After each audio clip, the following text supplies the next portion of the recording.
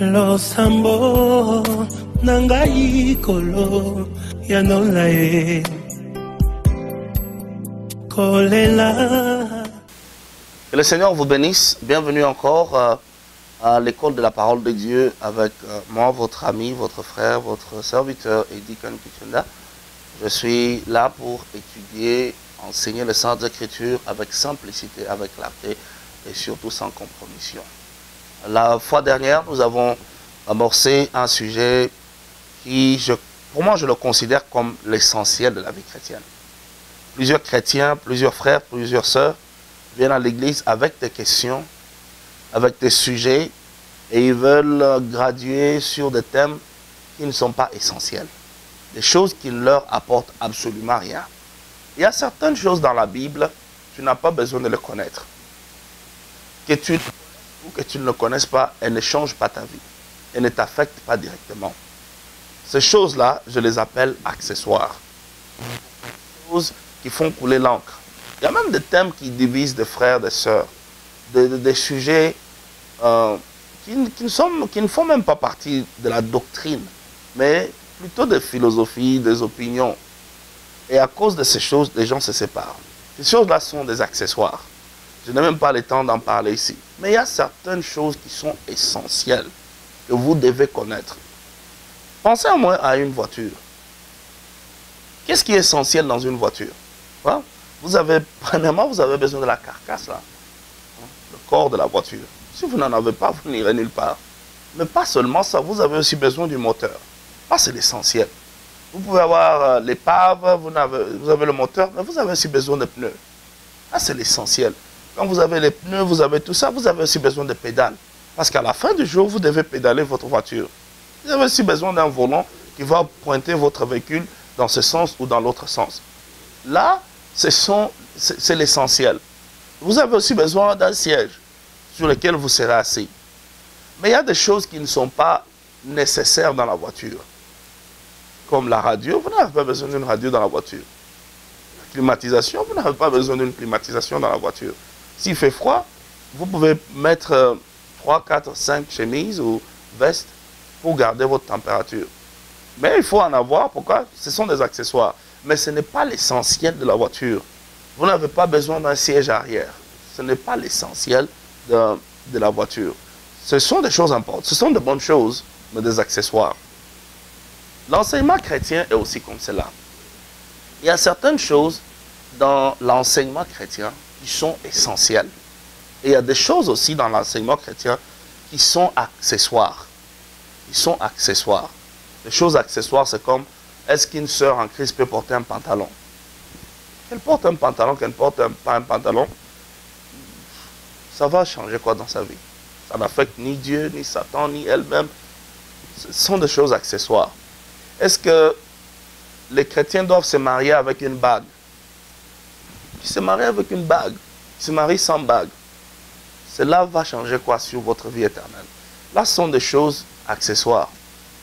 Est-ce qu'un chrétien peut suivre la musique classique de Luciano Pavarotti? Est-ce qu'un chrétien peut chanter l'hymne national? Est-ce qu'un chrétien peut saluer les drapeaux?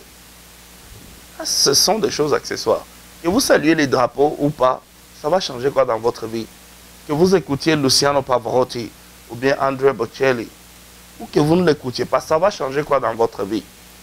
Malheureusement, ce sont des choses comme ça qui font couler l'encre. Les chrétiens veulent connaître la sexualité des chrétiens. Est-ce que les chrétiens peuvent faire ça? Les chrétiens peuvent faire ça sexuellement. Ça va changer quoi? Ça, ce sont des accessoires de la vie chrétienne. Des choses qui sont essentielles, sur lesquelles nous devons graduer. Les choses que nous devons maîtriser. Pourquoi? Parce que ces choses-là déterminent notre éternité. Autre. Jésus. Autre. La communion, le baptême. Là, ce sont des choses clés de l'évangile. L'évangélisation. Connaître qui je suis en Christ. L'autorité du chrétien. L'esprit, l'âme, le corps. Le baptême du Saint-Esprit, c'est quoi? Là, ce sont des choses essentielles. Dieu est-il un seul Dieu ou il y a 3 personnes en Dieu? Là, ce sont des choses essentielles de la vie chrétienne.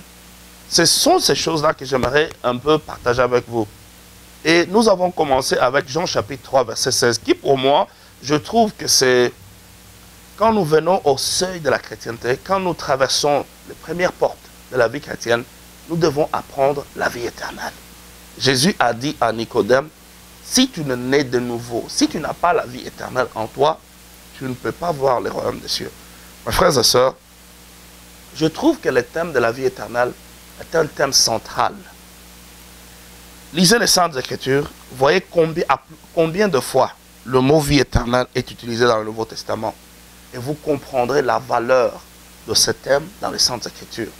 Et pour vous qui me suivez aujourd'hui, nous devons, vous et moi, nous devons étudier la vie éternelle, c'est quoi? Si vous avez la vie éternelle, est-ce que vous en jouissez des bénéfices? Parce que la vie éternelle, comme je l'ai dit dans la vidéo précédente, c'est comme un gâteau à plusieurs tartines. L'une de ces tartines est appelée vivre au paradis. L'autre tartine signifie vivre à perpétuité. Mais il n'y a pas que ces deux tartines qui font la vie éternelle. Il y a plusieurs autres tartines. Alors je suis là pour montrer certaines de ces tartines. Pour vous qui avez la vie éternelle, d'en jouir. La vie éternelle s'accompagne de Satan.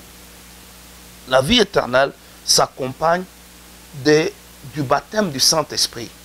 La vie éternelle s'accompagne de l'onction de Dieu, de la présence de Dieu.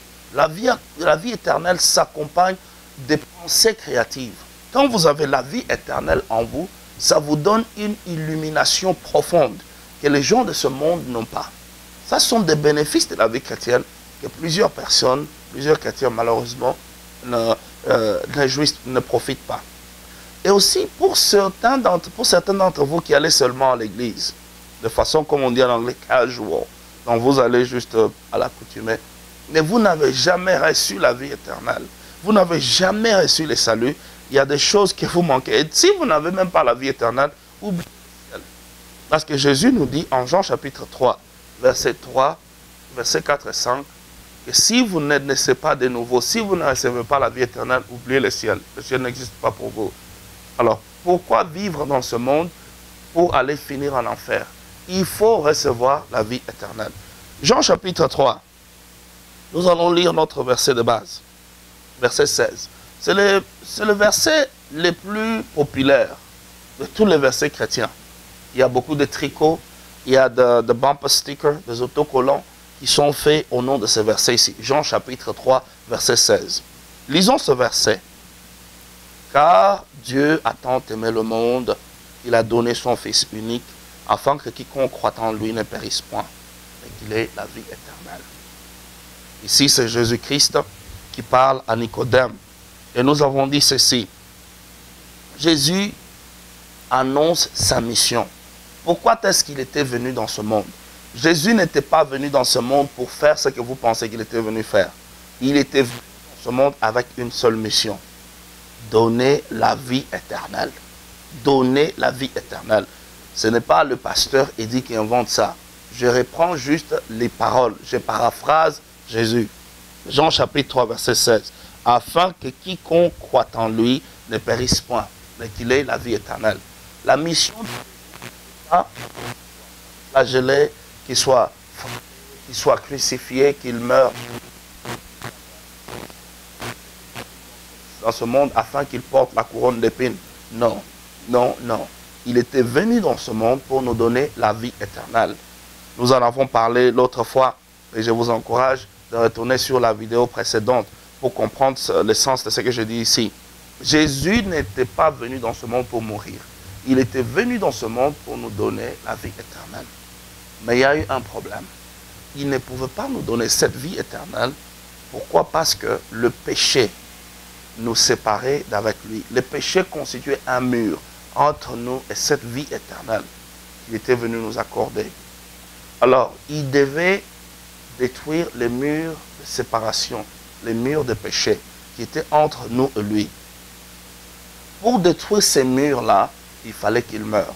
La Bible nous dit dans le livre des Hébreux chapitre 9, sans l'écoulement du sang, il y a une expiation de péché. Le sang coule. Il fallait que le sang coule. Pensez au moins à cela. Quand le sang coule, c'est la loi de la vie. La loi de la vie dit ceci, ou le principe de la vie dit ceci, quelqu'un doit mourir pour que quelqu'un d'autre puisse vivre. La loi de la vie dit quelqu'un doit mourir pour que quelqu'un d'autre puisse vivre. Jean chapitre 12, verset 24, je crois, je dois vérifier ça, mais c'est chapitre 12. Je crois, verset 24, il dit, si la semence ne tombe pas en terre et ne meurt, elle reste seule. Mais elle doit tomber en terre et mourir pour produire la moisson, pour produire l'arbre, pour produire tout ce que nous avons.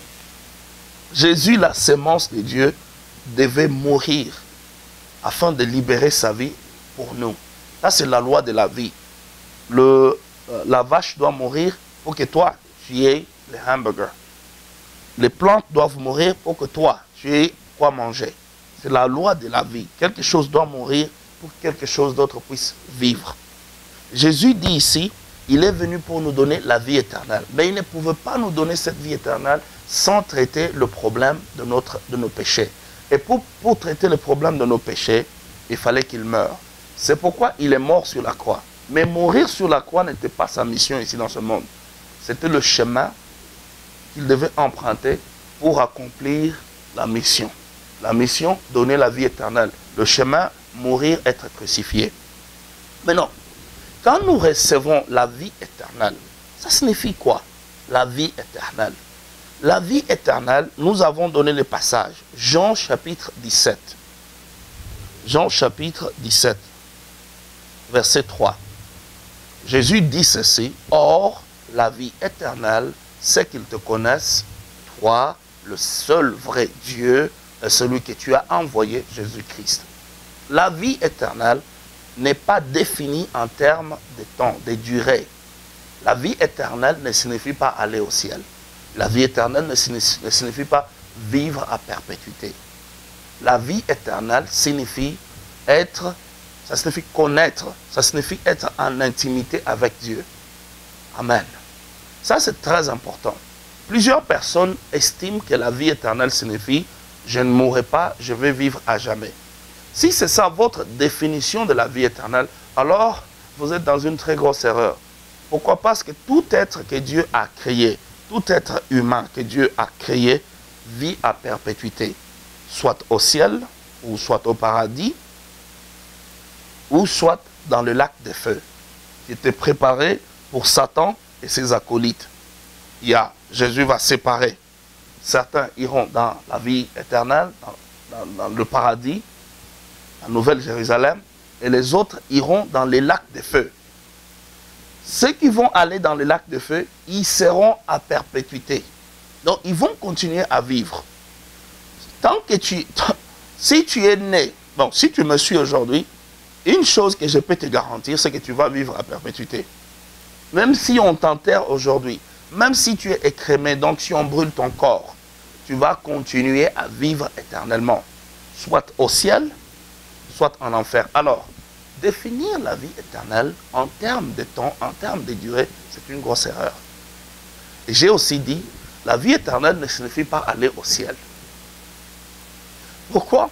Je ne veux pas dévier parce que le ciel n'a jamais été le programme de Dieu pour l'homme. Dieu a créé le ciel et la terre afin que Dieu vive au ciel et que l'homme vive sur la terre. Quand nous lisons les Saintes Écritures, à la fin de la Bible, le tout dernier chapitre de la Bible, chapitre 22 de l'Apocalypse nous dit, les saints viendront du ciel pour vivre ici sur terre. Sur la montagne, sur le mont, le serment des béatitudes, en Matthieu chapitre 5, Jésus dit quelque part, heureux les débonneurs, car ils hériteront la terre. Oui. Donc, aller au ciel, hériter la nouvelle terre, ce n'est pas ça la définition de la vie éternelle. Là, c'est le bénéfice de la vie éternelle. Le bénéfice n'est pas l'essentiel de la vie éternelle. C'est un cadeau que Dieu vous fait. Ah, Dieu merci. Quand vous recevez la vie éternelle, l'une des façons de vous dire merci, c'est vous permettre de vivre au paradis. Vivre au paradis, c'est un des cadeaux que Dieu vous donne. Parce que vous avez accepté la vie éternelle, Dieu dit, ok, je vais vous faire du bien. Vous allez aussi vivre éternellement au paradis. Ça, c'est un cadeau qu'il vous donne. Mais le sens, mais les cœurs, le poumon de la vie éternelle, la racine de la vie éternelle en elle-même, c'est Dieu. C'est être un avec Dieu. C'est ça la vie éternelle, c'est être un. C'est ce que Jean chapitre 17, verset 3 nous dit. Or, la vie éternelle, c'est qu'ils te connaissent, toi. Le verbe connaître ici, c'est l'expression de la plus haute forme d'intimité entre les humains. Quand un homme et une femme, ou physiquement, cette intimité-là, on dit Adam connut Ève, sa femme. C'est la plus haute forme du monde entre l'homme et la femme. C'est l'image que Jésus nous donne de la vie éternelle. La vie éternelle, c'est que toi et Jésus, vous devenez un. Comme Jésus lui-même dit, mon Père et moi, nous sommes un. Et plus tard, il dit, celui qui vous reçoit, me reçoit. Celui qui me reçoit, reçoit celui qui m'a envoyé. Donc, toi et Jésus et Dieu, vous devenez un. Cette fusion-là, ça signifie la vie éternelle. La vie éternelle, c'est que quand Dieu t'élève de la race éphémère des humains et il t'amène dans la classe de Dieu. Quand tu es... C'est comme l'apôtre Paul nous dit dans le livre d'Éphésiens chapitre 2. Quand vous lisez à partir du verset 1 jusqu'au verset 9, il dit quelque part entre verset 1 et verset 9 que nous sommes assis avec Dieu, nous sommes assis en Dieu, en Christ. Donc quand nous sommes sauvés, quand nous recevons la vie éternelle, l'apôtre Paul dit, nous transcendons l'espace des humains, la race humaine, nous montons dans la classe de Dieu. Vous voyez, quand vous avez la vie éternelle, vous êtes plus qu'un humain. Pourquoi? Parce que votre esprit reçoit la nature de Dieu. La Bible nous dit dans le livre de 1 Jean, chapitre 4, verset 17, que tel qu'il est, tel que nous sommes ici dans ce monde. Vous voyez, la Bible dit quelque part aussi dans l'Ancien Testament, l'homme et la femme au mariage deviennent une seule chair. Une seule chair. C'est ce qui arrive à l'homme et à la femme. Une seule chair. Mais quand nous entrons dans le mariage spirituel avec Dieu, qui est la vie éternelle, parce que c'est notre mariage avec Dieu, nous devenons un seul esprit avec lui. L'apôtre Paul nous dit en Philippiens chapitre 1 verset 21, Jésus-Christ est ma vie. J'ai tous ces versets ici bibliques qui m'excitent de prêcher aux enfants de Dieu sur la vie éternelle. La Bible nous dit même en Jean chapitre 15, à partir du verset 1er, lisez jusqu'au verset 8e. Jésus dit, je suis la vigne, je suis le cep, vous êtes les sarments. Donc je suis l'arbre, vous êtes la branche. Je suis l'arbre, vous êtes la branche. Jésus est l'arbre, vous êtes la branche qui sort de l'arbre. Quand vous regardez l'arbre et sa branche, la sève qui nourrit l'arbre, c'est la même sève qui nourrit la branche. Mais l'importance de la branche, c'est que la branche, c'est la partie de l'arbre qui porte le fruit. Quand Jésus dit qu'il est l'arbre et que nous sommes les branches, c'est que nous sommes la partie de Dieu qui porte les fruits de Dieu. Les hommes voient les œuvres de Dieu par celui qui a la vie éternelle. La lumière de Dieu est reflétée dans le monde au travers les hommes et les femmes qui ont la vie éternelle. C'est très important, mes frères et sœurs, d'avoir la vie éternelle. Jésus dit, sans la vie éternelle, tu ne peux pas voir les royaumes de Dieu. Il y a beaucoup de choses que je peux enseigner ici sur la vie éternelle. Mais j'aimerais que nous comprenions d'abord les prémices de la vie éternelle. La vie éternelle, c'est une nouvelle nature. C'est la nature de Dieu. Allons-y dans le livre de 2 Corinthiens, chapitre 5. Regardez à partir du verset 16. Il dit, ainsi, de maintenant, nous ne connaissons personne selon la chair. Et si nous avons connu Christ selon la chair, maintenant nous ne le connaissons plus de cette manière. Il dit que maintenant quand? Maintenant que nous avons la vie éternelle, nous ne nous considérons plus selon le corps ici, la chair, selon notre apparence extérieure. Je suis homme, je suis femme, je suis blanc, je suis vert, je suis jaune, je suis indien, je suis latino, tout ça. Non. Il dit, je ne considère personne aujourd'hui sur base de ceci, mais je considère les gens sur base de ce qui est à l'intérieur. qui parle de la vie éternelle. Verset 16. Maintenant, verset 17 dit, car si quelqu'un est en Christ, si quelqu'un a la vie éternelle, il est une nouvelle créature. Les choses anciennes sont passées, voici toutes choses sont devenues nouvelles. Et tout cela, venant au verset 18, vient de Dieu qui nous a réconciliés avec lui par Christ, qui nous a donné le ministère de la réconciliation. 19 dit, car Dieu était en Christ, réconciliant le monde, réconciliant le monde avec lui-même. Je suis dans quel verset là-bas? Verset 19. En n'imputant point aux hommes leurs offenses, et il a mis en nous la parole de la réconciliation. Regardez au verset 20, très important. Nous faisons donc les fonctions d'ambassadeurs pour Christ. Nous représentons Jésus-Christ. Nous faisons la fonction d'ambassadeur. Quand tu as la vie éternelle, tu es un ambassadeur de Christ. Quand tu as la vie éternelle, tu es la branche. Tu es la partie de l'arbre qui porte le fruit. Tu es l'ambassadeur, tu es le représentant de Jésus. La vie éternelle fait que toi, tu sois l'ambassadeur de Dieu.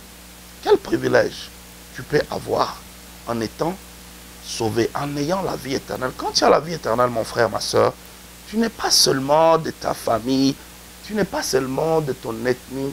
Non, tu es le représentant du ciel sur la terre. Verset 20. Car nous faisons donc les fonctions d'ambassadeurs pour Christ, comme si Dieu exhortait par nous. Quand tu as la vie éternelle, tu deviens la bouche de Dieu. Dieu parle par toi. Dieu exhorte par toi. Nous vous en supplions au nom de Christ, soyez réconciliés avec Dieu. Verset 21, c'est le dernier verset. Il dit, celui qui n'a point, Jésus-Christ, c'est celui qui n'a point connu le péché, il l'a fait. Dieu a fait devenir péché pour nous, afin que nous devenions en lui la justice de Dieu. Ça, c'est la vie éternelle. Quand vous avez la vie éternelle, mes frères, vous êtes un ambassadeur de Dieu. C'est très important. Je vais prendre mon temps pour vous enseigner la vie éternelle jusqu'à ce que je décortique cet enseignement. J'aimerais ouvrir cette boîte de Pandore, vous l'exposer, parce que la vie éternelle, c'est une nouvelle nature en vous. Les plus grands mystères, ou l'homme le plus mystérieux, c'est l'homme qui a la vie éternelle. Personne ne vous dit exactement ce que vous êtes en Christ. Plusieurs d'entre vous qui êtes des chrétiens, qui avez la nouvelle naissance, vous continuez à vous voir selon la chair. L'apôtre Paul nous dit ici, au verset 16, « Dès maintenant, nous ne connaissons personne selon la chair. » Si tu as la vie éternelle, ne te regarde plus selon la chair. Parce que selon la chair, tu es toujours le même. Tu es peut-être vilain, tu es peut-être de mauvaise taille, toutes ces choses-là. Non, non. Ne te considère pas selon la chair. Parce que selon la chair, il n'y a rien d'attirant en toi. Plus tu grandis, plus ta chair se détériore. Mais en toi, il y a l'ambassadeur de Dieu. Tu es un ambassadeur de Dieu en toi. Si tu commences à te voir selon ce que tu es à l'intérieur, en très peu de temps, ce qui est à l'intérieur va se manifester en toi. La plupart d'entre vous qui me suivez aujourd'hui, peut-être vous avez des peines dans vos corps. C'est parce que vous vous voyez dans le corps. Dans le corps, vous avez la peine. Mais si je peux commencer à te montrer ce que tu es en esprit là, tu es guéri, tu es puissant. Si tu commences à soutirer ce qui est en ton esprit, dans 1 mois, dans 3 mois, avant la fin de cette année, tu verras ce qui est en toi là se manifester physiquement sur toi. Tu as la vie éternelle. Bénéficie de cette vie éternelle qui est en toi. Jésus-Christ n'est pas non. Il était venu pour nous donner la vie éternelle, pour nous donner l'intimité avec Dieu, pour que nous ayons la sémence de Dieu, pour que nous soyons un avec Dieu. Que quand je parle, Dieu m'écoute. Même quand je ne fais pas, quand je ne verbalise pas ma prière avec mon cœur, Dieu m'écoute. Très très important. Très très important. La vie éternelle. Je vais m'arrêter encore aujourd'hui par ici. Mais je vous dis, je n'ai pas encore fini cet enseignement. Il y a d'autres numéros qui doivent venir dans cette série. Mais j'aimerais que vous compreniez d'abord ces prémices ici. Jean chapitre 3, verset 16. Quelqu'un peut me poser la question aujourd'hui, Pasteur Eddy, cette bonne vie éternelle dont vous parlez, comment est-ce qu'on la reçoit? Simplement, Romains chapitre 10, verset 9 a une réponse à cette question-là.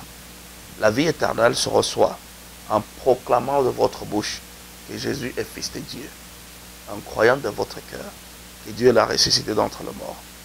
Pendant que vous me suivez aujourd'hui, si vous croyez de votre cœur que Jésus-Christ, le Fils de Dieu, est ressuscité d'entre les morts, si vous proclamez cela de votre bouche, je vous garantis, vous avez droit à cette vie éternelle. Que le Seigneur vous bénisse. On se revoit plus tard.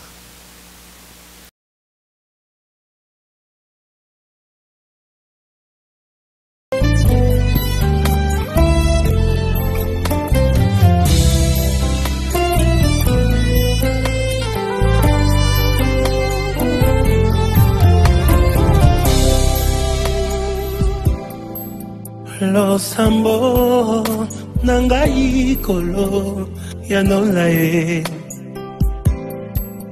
kolela